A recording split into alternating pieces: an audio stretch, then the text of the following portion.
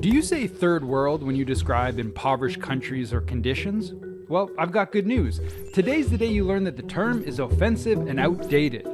For years, many historians and commentators have been screaming from the rooftops to erase the third world from our vocabulary. The phrase, however, persists. We look like the third world.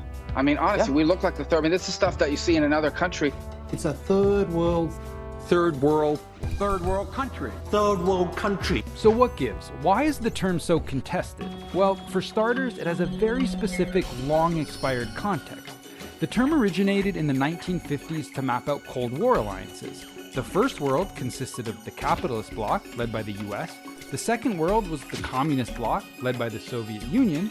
The third world encapsulated the non-aligned countries, which the superpowers competed to influence. So, third world originated around now defunct political alliances.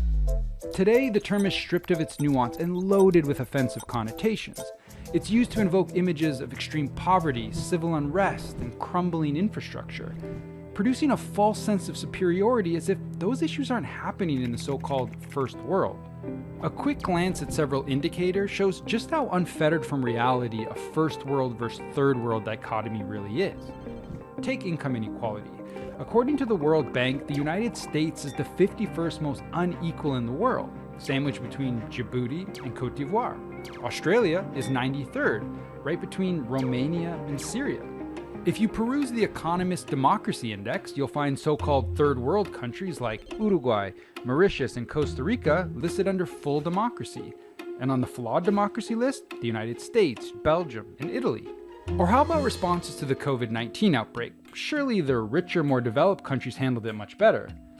Not quite. In 2020, Vietnam tallied 1,465 cases and 35 deaths. The United Kingdom, 2.4 million cases and over 73,000 deaths.